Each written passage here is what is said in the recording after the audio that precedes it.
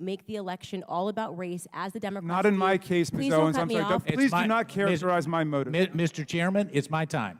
Yeah, it's my time. You've got your time, Mr. Meadows. I'll give you 3 more seconds. Every 4 years, you bring up race, and you knew exactly what I meant when I said hilarious, and you just tried to do live what the media does all the time to Republicans, to our president, and to conservatives. Candace Owens takes on Kathleen Belew, an associate professor of American history from Northwestern University, in a fiery debate. It doesn't exactly go smoothly for one of them, but I'll let you figure out who came out on top. I just have to say that I object strenuously to your use of the word hilarious. To me, this feels a lot like your reaction to being named in one of these manifestos. Now, you're of course not responsible for the words of somebody writing that document, but I do think that laughing at it is a real problem, because these are real families that are impacted by this violence. And I think our efforts towards talking about this have to start from a place of mutual respect, which is what I've heard from this side of the table. Now, the reason we don't have those numbers, I want those numbers as much as you do, but to say the numbers don't show something is simply not supported by the data. Okay, and I have 38 seconds left, Ms. Mulligan, if you want to respond within that time. The only thing I would add is that it's in the name. Terrorism, domestic terrorism, it terrorizes us. It terrorizes us in our homes. It terrorizes us in our schools. And to the points made by the other panelists, it is disproportionate to its impact on any individual life, and it's not. You reject the idea it's something that doesn't matter, or it doesn't really matter? Absolutely reject. Okay. All right, so here's where we are. Every member now has had 5 minutes and... Okay, and Mr. Clay, so we have 2 members who have not. So I'm going to go to the 2 members who have not yet, and we'll give an opportunity for a closing thought to any member who wants before we go. Am I next to respond, or is Mr. Meadows? I thought Mr. Meadows was Mr. next. Meadows, okay. Mr. Meadows is next, then Mr. Clay, then to you, Mr. Jordan. Ms. Owens, obviously this is a gang up on you. You know, we're giving these witnesses the ability to do a rebuttal on you, and so you know, I find it unfair, Ms. Belew. I mean, you know, candidly, for you to show mutual respect and then you to go after Ms. Owens, it's not appropriate. So, Ms. Owens, you can have 4 minutes and 34 seconds to respond. However, yield for a second? I'll yield. Let's take a moment to acknowledge the real MVP of what we're about to see, Mr. Meadows. By giving up his time so Candace Owens could speak, he set the stage for something incredible. Candace completely dismantles a woke liberal who clearly didn't come prepared with her facts and wasn't ready for what Candace brought to the table. You can tell the other women didn't expect Candace to even get a chance to speak. But thanks to this unexpected gesture, we're about to witness something amazing. I believe, Ms. Owens, when you used the word hilarious, it was referencing the fact that no one had asked you a question. It wasn't to the subject matter of the hearing. Is that right?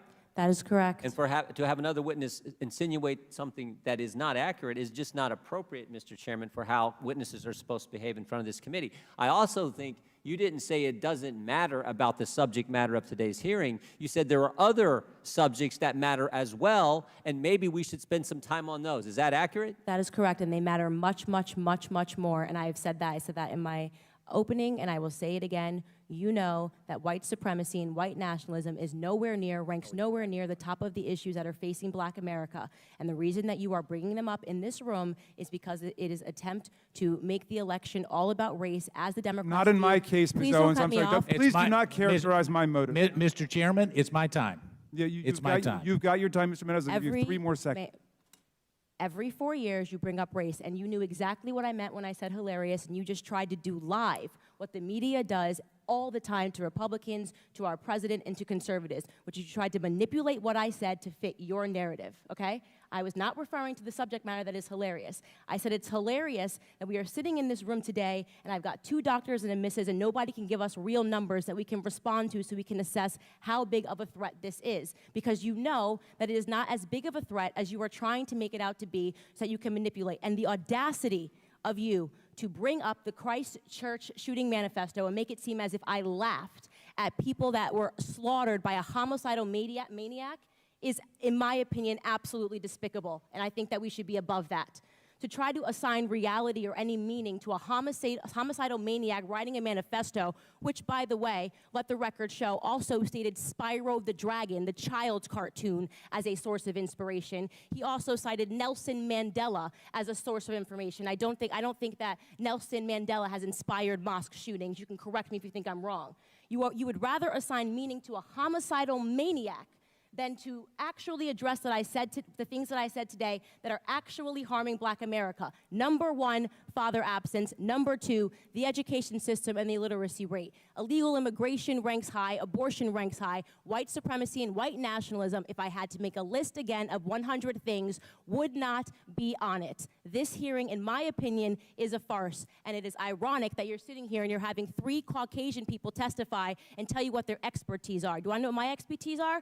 Black in America. I've been Black in America my whole life, all 30 years, and I can tell you that you guys have done the exact same thing every 4 years ahead of an election cycle, and it needs to stop. I love the moment when Candace Owens called them out, saying, "The audacity of you to bring up the Christian shooting manifesto and suggest I laughed at the victims of a homicidal maniac is absolutely despicable." That line alone showed how prepared and sharp she is. The 2 women she was debating clearly weren't ready for her, and it's like the old saying, you don't bring a knife to a gunfight. Candace Owens is a seasoned debater, and when it comes to holding her ground, she's one of the best, even among the Daily Wire hosts. Some might say Ben Shapiro is the top debater, but honestly, I'd put Candace right up there. And when it comes to fiery passion, she's unmatched. It's refreshing to see someone speak with this much energy about real issues. Take fatherless homes, for example, a massive problem in Black America and beyond. The statistics don't lie. Higher dropout rates, teen pregnancies, and incarceration are all linked to the lack of a father figure. Yet, instead of addressing this, society incentivizes breaking up nuclear families, which only makes things worse. Meanwhile, woke liberals keep trying to push narratives like white supremacy being a huge problem, even though it's not backed by reality. It's just another talking point for them to push their agenda. Candace didn't put up with any of that nonsense. She refused to let them steer the conversation with their usual narratives and shut them down completely. Honestly, it's the kind of passion and clarity I wish we'd see more often from politicians in the West.